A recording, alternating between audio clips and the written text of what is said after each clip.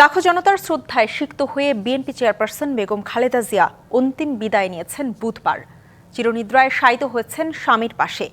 সেখানে আজ দলীয় নেতাকর্মী ছাড়াও শুভাকাঙ্ক্ষীরা ভিড় করছেন। এ বিষয়ে আরও জানাতে জিয়া উদ্যান থেকে সরাসরি যুক্ত হচ্ছেন সহকর্মী আরিফুল ইসলাম। আরিফ, গতকাল চিরনিদ্রায় শায়িত করা হয়েছে বেগম খালেদা জিয়াকে। তার কবরে শ্রদ্ধা জানাতে ছুটে আসা মানুষ কি বলছেন জানাবেন।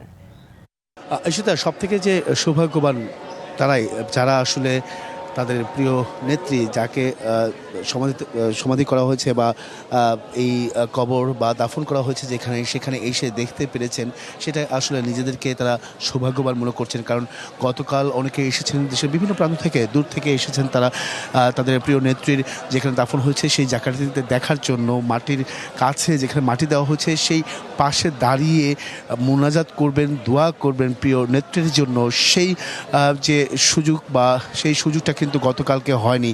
এমনকি তারা ভালোভাবেই সেই বিষয়টা মেনে নিতে পেরেছেন। গতকালকে না দেখতে পেরে তারা বিভিন্ন জায়গায় তারা অবস্থান নিয়েছিলেন। এই একমাত্র বিএনপি চেয়ারপারসন বেগম খালেদা জিয়ার যেখানে তিনি তাকে যেখানে মাটি দেওয়া হয়েছে সেই জায়গাটিতে এসে বা আজকে তারা এসেছেন। এমনকি সকাল থেকে আপনি জানেন যে সকাল থেকে কিন্তু এটি বন্ধ রাখা হয়েছিল, উন্মুক্ত করে দেওয়া হয়নি। তবে আজকে বেলা 12টার সময় কিন্তু সেটি উন্মুক্ত করে দেওয়ায় তারা কিন্তু সুযোগ পেয়েছে তাদের প্রিয় নেত্রীর যেখানে মাটি দেওয়া হয়েছে, দাফন করা হয়েছে সেই জায়গাতে এসে মোনাজাত করে তার প্রতি সম্মান এমনকি মোনাজাত করে দোয়া করা আল্লাহর কাছে, সেই বিষয়টা কিন্তু। এমনকি আমরা দেখেছি যে দুপুরের পর থেকেই সমাগম কিন্তু বৃদ্ধি পেয়েছে, মানুষের সংখ্যা বেড়েছে। এমনকি আরও যেহেতু সময় আছে সেক্ষেত্রে এই যে জনমত বা জড়ো হচ্ছেন সাধারণ মানুষ, তারা কিন্তু আসলে বলছেন যে হয়তো বা আরও সময় বাড়ালে বা কতক্ষণ আসলে সন্ধ্যা পর্যন্ত সেটা আসলে বন্ধ থাকবে কিনা বা ওপেন থাকবে কিনা, খোলা থাকবে কিনা, সেই বিষয়টাও কিন্তু তারা বলছেন যে আসলে সেটা নিয়েও একটা দুশ্চিন্তায় আছেন। তো তারপরেও তারা বলছেন যে বিকাল যেহেতু হয়েছে আরও জমায়েত হবে, মানুষের সংখ্যা বেড়ে যাবে। এমনকি প্রিয় নেত্রীর শেষ বিদায় জানাতে তারাও কিন্তু এখন এখানে হাজির হচ্ছে। তো এই ছিল এখানে থেকে সবশেষ ঈশিতা। আরিফ, ধন্যবাদ। বেগম খালেদা জিয়ার মৃত্যুতে 3 দিনের রাষ্ট্রীয় শোকের দ্বিতীয় দিন চলছে। গুলশানে বিএনপির কার্যালয়ে খোলা হয়েছে শোক বই। আরও জানাতে যুক্ত হচ্ছেন জাকারিয়া খান। জাকারিয়া, কারা আসছেন শোক বইয়ে সইয়ের জন্য জানাবেন।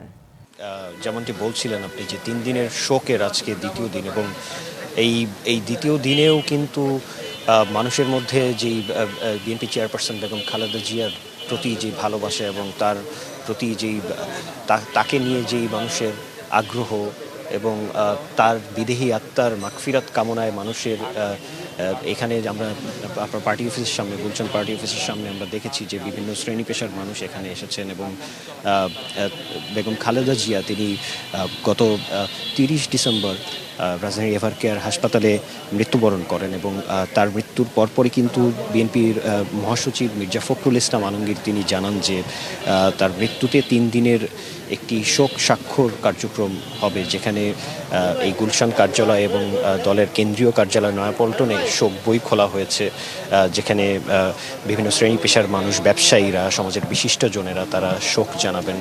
এবং আমরাও কিন্তু দেখেছি এখানে সকাল থেকে বিভিন্ন ব্যবসায়ী, ক্রীড়াঙ্গনের মানুষ এবং কূটনীতিকরা তারা আসছিলেন এবং তারা শোক প্রকাশ করছিলেন। এবং সবাই যেটা বলছিলেন যে বেগম খালেদা জিয়ার মৃত্যুতে যে রাজনৈতিক শূন্যতা তৈরি হয়েছে, সেই শূন্যতা পূরণে আসলে দলের যেই ভূমিকা বা এখন যেই করণীয়, তাই সেই বিষয়গুলো নিয়ে তারা উদ্গ্রীব ছিলেন। এবং সবাই যেটি জানাচ্ছেন, এবং এই বিএনপি মহাসচিব মির্জা ফখরুল ইসলামও যেটি বলছিলেন, তিনি এসেছিলেন আজকে এই শোক বই যে শোক কার্যক্রম চলছে, স্বাক্ষর কার্যক্রম, সেটি পর্যবেক্ষণে এসেছিলেন। এবং তিনি বলেছেন তার মৃত্যুকে নিয়ে আসলে কোনো ধরনের রাজনীতি করতে চায় না বিএনপি, এবং পরবর্তী যেই কার্যক্রম হবে বা পরবর্তী যেই পদক্ষেপ থাকবে বিএনপির পক্ষ থেকে, সেগুলো আসলে পরবর্তীতে জানানো যাবে স্থায়ী কমিটির মিটিং বা অন্য তাদের দলীয় কার্যক্রমের পর। তো এখানে আজকে যেই শোক স্বাক্ষর কার্যক্রম চলছে, সেই শোক কার্যক্রমের আজকে শেষ দিন। আজকে সন্ধ্যা 6টা পর্যন্ত এখানে শোক জানানো যাবে দলীয় কার্যালয়ে এসে। তো ঈশিতা, আমার কাছে গুলশান কার্যালয়ের সামনে থেকে শোক কার্যক্রমের এতটুকুই ছিল সর্বশেষ। জাকারিয়া, ধন্যবাদ। কোনো উৎসব ছাড়াই বছরের প্রথম দিনে সারা দেশে প্রাথমিক ও মাধ্যমিক পর্যায়ের শিক্ষা প্রতিষ্ঠানের ছাত্রছাত্রীদের মধ্যে বিতরণ করা হচ্ছে নতুন বই। নতুন বইয়ের ঘ্রাণে মেতেছে শিক্ষার্থীরা। তবে সবার হাতেই বই তুলে দেওয়া সম্ভব হয়নি। দু একদিনের মধ্যেই সবাই বই পাবে এমন দাবি কর্তৃপক্ষের। নতুন বছর, নতুন স্বপ্ন, রঙিন মলাটের নতুন বই পেয়ে খুশিতে মেতেছে শিক্ষার্থীরা। সারা দেশের মতো চট্টগ্রামের সব শিক্ষা প্রতিষ্ঠানে একযোগে নতুন বই বিতরণ চলছে। বছরের প্রথম দিনেই নতুন বই পাওয়ায় উচ্ছ্বসিত সবাই। নতুন বই পাওয়ার সাথে সাথে নতুন ক্লাসে যে ওঠার একটি অনুভূতি, সেটাও জাগ্রত হয়েছে। বছরের প্রথম দিনে প্রথম নতুন বই পেয়ে আমার অনেক ভালো লাগছে। নতুন শিক্ষাবর্ষের প্রথম দিন সিলেটে প্রাক প্রাথমিক থেকে দশম শ্রেণী পর্যন্ত সব শিক্ষার্থীদের হাতে নতুন বই তুলে দেওয়া হয়েছে। এবারও বড় পরিসরে বই উৎসবের আয়োজন করা হয়নি। নতুন বই পেলে শিশুদের পড়াশোনায় নতুন উদ্যম ও আগ্রহ তৈরি হয় বলছেন অভিভাবকরা। মনের মধ্যে একটা কিউরিওসিটি কাজ করেছে, নতুন বই কি আছে, আমরা নতুন কি পড়বো। নতুন বই পাওয়ার কারণে তাদের মনের মধ্যে আগ্রহ বাড়বে, পড়াশোনার আগ্রহ বাড়বে। বড় আনুষ্ঠানিকতা ছাড়াই বরিশালের শিক্ষা প্রতিষ্ঠানগুলোতে শুরু হয়েছে বই বিতরণ। চাহিদা অনুযায়ী এখনো সব বই পৌঁছায়নি, তবে যা এসেছে তাই বিতরণ করা হয়েছে। বই পেয়ে আমরা পড়াশোনা করব খুব ভালো করে, ভালোভাবে পড়াশোনা করব। খুব ভালো লাগছে বছরের শুরুতে নতুন বই পেয়ে। রাজশাহী স্কুলগুলোতেও শিক্ষার্থীদের মধ্যে বিতরণ করা হচ্ছে নতুন বই। সকাল থেকে অনাড়ম্বরভাবে শিক্ষার্থীদের হাতে বই তুলে দেওয়া হয়। দু একদিনের মধ্যে সবাই বই পাবে আশা শিক্ষকদের। পুরাতন বইয়ের থেকে নতুন বই পাওয়ার আনন্দ অনেক বেশি। নতুন বই দেওয়া হয়েছে, এটাতে আমরা বছরের প্রথম থেকেই পড়তে পারবো। সারা দেশের মতো বিশেষ কোনো আয়োজন ছাড়াই নতুন বছরের শুরুতে রংপুরে প্রাথমিক ও মাধ্যমিক শিক্ষার্থীদের হাতে বই তুলে দেওয়া হচ্ছে। নতুন বছর, নতুন বই পেয়ে খুশি শিক্ষার্থীরা। প্রতি বছর প্রথম দিনে বই পেতে আমাদের সকলেই মন আবেগ আপ্লুত হয়ে পড়ে। প্রথম দিনে বই পাওয়ার একটা আলাদাই মজা রয়েছে। একইভাবে বই বিতরণ চলছে খুলনায়ও। বিনামূল্যে পাঠ্য বই বিতরণ কার্যক্রমে সন্তুষ্ট অভিভাবকরা। নতুন বইয়ের ঘ্রাণে উচ্ছ্বসিত ময়মনসিংহের শিক্ষার্থীরা। বছরের প্রথম দিনেই বই হাতে পেয়ে নতুন ক্লাসের পড়াশোনায় মন দিতে পারবে বলছে তারা। নতুন বই পেয়ে নিজেকে অনেক আনন্দিত লাগছে এবং নতুন বই পড়তে অনেক উৎসাহিত আমি। নতুন বছরের প্রথম দিন, আর এই প্রথম দিনে আমাদের নতুন বই পেয়ে খুব ভালো লাগছে। পার্বত্য জেলা রাঙামাটিতে বিতরণ করা হয়েছে বই। সাধারণ শিক্ষার্থীদের পাশাপাশি এই দিনে নিজেদের মাতৃভাষায় বই পেয়েছে ক্ষুদ্র নিগোষ্ঠীর শিক্ষার্থীরা। মাতৃভাষার বই মানে আমাদের সংস্কৃতি টিকে থাকা দরকার।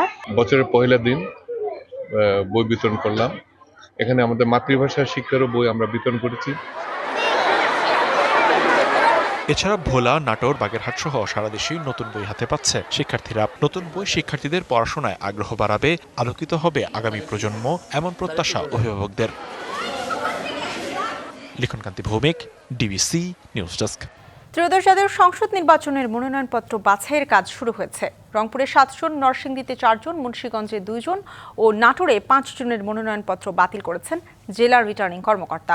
রংপুরে জাতীয় পার্টির প্রার্থী সহ 4টি আসনে বাতিল হয়েছে 7 জনের মনোনয়নপত্র। প্রথম দিনে রংপুর 1 আসনে দ্বৈত নাগরিকত্বের তথ্য অসম্পূর্ণ থাকায় জাতীয় পার্টির প্রার্থী ব্যারিস্টার মঞ্জুম আলীর মনোনয়নপত্র বাতিল করেছেন রিটার্নিং কর্মকর্তা এনামুল আহসান। আসনটিতে দাখিল করা 9টি মনোনয়নপত্র যাচাই বাছাই শেষে এই আদেশ দেন তিনি। অন্যদিকে নরসিংদী 2 ও 4 আসনে 4 জনের প্রার্থিতা বাতিল করা হয়েছে। আবেদনের শর্ত পূরণ করতে পারেননি তারা। এছাড়া মুন্সিগঞ্জ 1 আসনে স্বতন্ত্র প্রার্থী মীর শরফত আলী সপু ও মমিন আলীর মনোনয়নপত্র বাতিল করা হয়েছে। নাটোরে 5 জনের মনোনয়নপত্র বাতিল করেছে জেলা রিটার্নিং কর্মকর্তা। 7 জনের মনোনয়নপত্র স্থগিত রাখা হয়েছে। রাঙামাটিতে 8 প্রার্থীর মনোনয়নপত্র যাচাই বাছাই শেষে 6 জন প্রার্থীর মনোনয়নপত্র বৈধ ঘোষণা করেন এবং স্বাক্ষর কম থাকায় এক স্বতন্ত্র প্রার্থীর মনোনয়নপত্র অবৈধ ঘোষণা করা হয়।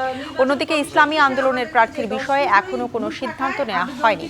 রিটার্নিং কর্মকর্তার সিদ্ধান্তের বিরুদ্ধে আপিল করা যাবে 5 থেকে 9 জানুয়ারি পর্যন্ত।